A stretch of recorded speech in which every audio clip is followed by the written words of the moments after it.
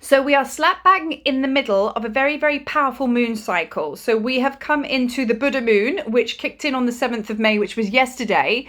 And it's in its fullness for 3 whole days. And it's a super moon. So it's the last one of this year. Kind of like yay, but not yay, because it's great to work with these energies, but it's also very, very intense. I don't think I've experienced tiredness like I have. I mean, I just got slowed down day or two ago. I mean, it just took me right into myself to be really honoring of the energies that it's bringing in, because usually I'm like a buffer train and I'm like, yeah, working with the energies, tick, tick, tick. This time I've slowed right down and I'm really honoring the process and actually slowing down to receive it, because I think that we can just be way too busy and then we miss everything, right? So I want to talk about the importance of the 3-day in fullness that has been given to us. So it's like being given a big bloody sledgehammer to get through your shit. You know what I mean? So take it with both hands and use those moon's energies for 3 days to work through some powerful stuff. Now, the power of 3 keeps coming to me ever such a lot. I'm all about, obviously, Egypt, and I'm all about the pyramid. The pyramid is one of my personal signature sacred symbols. And it means a lot to me. So, but also I think it means a lot to humanity as well, because it's all about the Holy Trinity and the balance and everything like that. But what has been coming to me a lot before the full moon kicked in was Anubis. Anubis is jackal head, human body. He and his father Osiris have been coming to me quite a lot, but his powerful message, Anubis, he's about death, because he's the god of the afterlife, and he's the guardian of lost souls. So he basically looks after you when you get lost on your path, guides you back. He's very much about bringing you in from the darkness into the light, but he's about death, rebirth and rejuvenation, which basically not great at maths usually, but I know those 3 added together means surrender. So just surrender. Do you know what I mean? To be able to go through that process. And he's been obviously saying to me 3 moons, death, rebirth, rejuvenation. So technically death was yesterday, rebirth is today, like a bit of rebirth in my life, and rejuvenation, well, that's just an energetic day to the spa, is it not? But you know what I'm saying? There is a process there to be had. So it's to really be mindful about what these moons, I keep calling them 3 moons, so work with me. I know it's the same moon, 3 days fullness, but I call it the 3 moons. These moons have been bringing you big, big, big gifts. And you know what? If you just need to lie on your sofa and let it all fall away, by doing the work, I'm calling for you to be extremely mindful in letting it fall away. Don't just Netflix and chill and just be like, yeah, whatever. No, be mindful about your process in all that you do, because the power of intention has also been brought to the forefront with me as well, to share the message of intention. If you're using invocations or, full moon invocations, if you're going to read those words and if you're going to use the power of prayer, really think about what you're calling up, really think about what you're saying, visualize it, feel it. Take a moment before you go on to the next line and read it. What are you pulling in? Be responsible and energetically open and powerfully grounded to be able to receive in its fullness about what you put out there, what you receive. Yeah? So working with these full moons is always a time when we can actually just simply do a ritual. And I've said this many times before. It's very, very powerful to work in this way. Have a word vomit, okay? And basically write with your pen on a piece of paper all that you do not want to hold on to anymore, because the full moon washes that away. And then what you're going to do is write, and then you're going to do your invocation to the moon, which is many, many prayers that you can find out there, many invocations, even write your own, and burn it, release it and clear it like an offering. So that's one way, but I'm asking you to go deeper with this now, because in this current climate where we are, really going through deep purges now, all the craziness out there, what I call the big shift, okay? So, really connecting with your 5D energy now and going, okay, so if we are indeed talking about death, rebirth and regeneration, how does that look like in your life on the ground? But I would like to call you forth to work a little bit more expansive with that now. Think about the bigger picture. How does that look like of you being a powerful God, goddess, ascended master on this earth, light worker? How does that look like when it comes to your mission and purpose? What have you truly come here to do? So death of the old. Maybe you're working a business which actually wasn't that great for the environment, or maybe it was a business that just, wasn't in alignment with you. Death, let it go. Let it go. Let it fall away. Let it die. Let it go. Okay? Rebirth. How can I be in more alignment? It's not about, basically changing your whole life. If it resonates and there's a lot of high vibration in it, keep it around. If it's dead and it's low vibration and it's not in alignment with you, let it go. So let's talk about the rebirth. So the rebirth, if we're going to talk about more practical things like businesses and things like that and money, rebirth, how can I actually have a business whereby, I can make money and I can be a business, but I can have a bit of a green footprint. Maybe there's room for expansion there rather than take. If you have a situation or a business or something that constitutes giving, but also receiving, meaning your monetary aspect, when you have that divine balance within everything that you do, you're going to be fully in your abundance and you're going to be fully in alignment with all that is, which means high vibration stuff. And then rejuvenation. So that is actually taking that creation, that rebirth idea, whatever it is, and it might actually not go as far as a business. It might just be you. You might have given up smoking. That's death, giving it up. Rebirth is like a new body that's fit without smoking.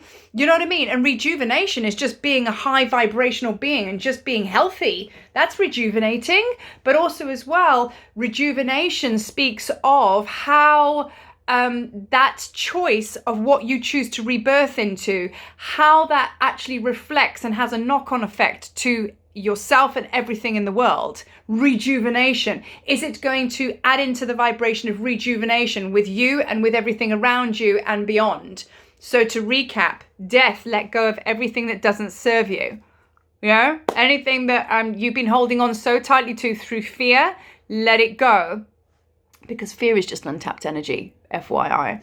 And then you're going to go into rebirth. How can you be like a phoenix rising from the ashes? How can you question yourself now that with the rebirth process, which is today's moon, how can you actually tick your boxes off and say what you are choosing to do or what you're choosing to engage with or what you would like to do or bring in, re-engage with?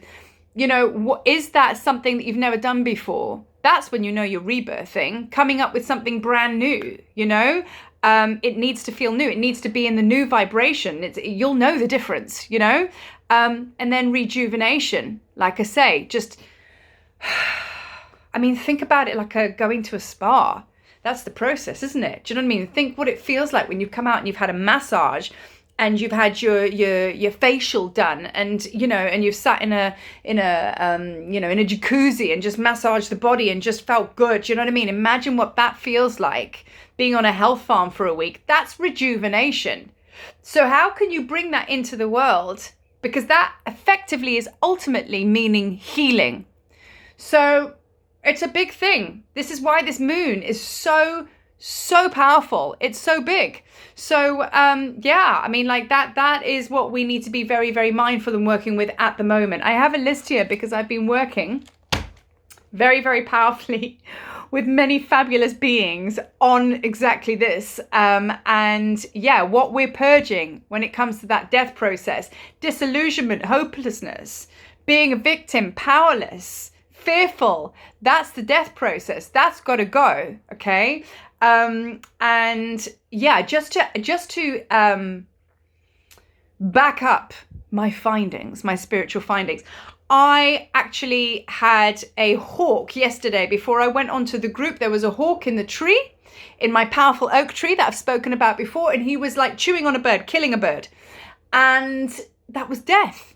But you know how I felt about him killing that bird? I was like, that's not cool. I don't want him to do that. I wanted to go and shoo him away so he'd stop killing it, because it was really horrible to witness. However, we've all got to eat, right? It's part of the natural process.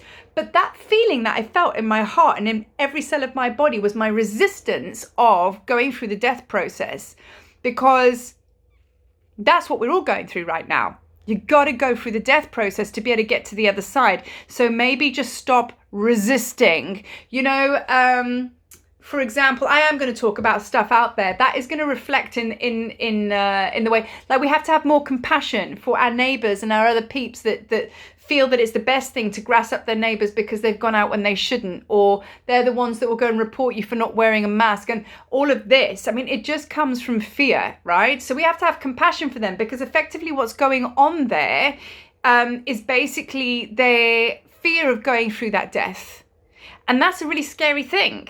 And I'm not saying that what their actions are is necessarily right or comes from a loving heart. It comes from a place of fear.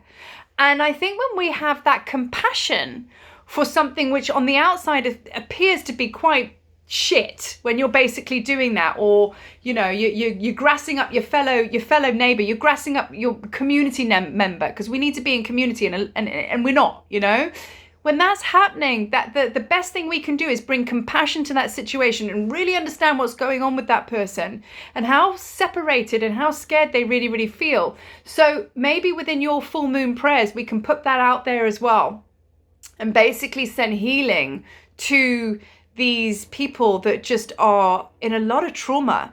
And if you can relate to what I'm saying now, then that is basically your mission and purpose for the next few days.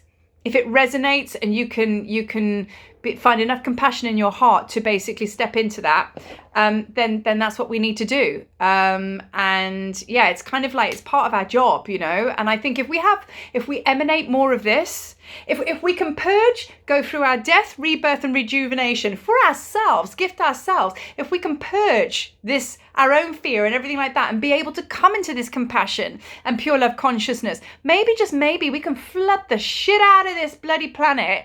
And those of it that can't get into that vibration, and we can, well, let's just be the flash floods of love. Let's do that. And if some of us go, no, fuck that shit, I'm not doing that because I'm still in my anger and fear, well, that's okay. We got you, So I think that's all I want to share for today. But there are so much things popping up as I go. I actually have a pad that is just full of stuff right now. But I think for now, let's just digest this 3-day supermoon. And I think I just want to leave you with it as well. Be really mindful of going slow. Don't miss the gift that's been given to you today and tomorrow. Don't miss the joy of integrating this full moon energy. It does come with a bit of a bitch slap, I shan't lie. I got a crazy headache on today. But you know what? I'm going to go and lie on my sofa, and I'm going to go and, love myself with a bar of chocolate. So happy days for that. So that's me doing my love and compassion. I eat chocolate for one, I eat chocolate for all. And there's a lot of love in cacao and chocolate, is there not? So peace be to all of you, hey?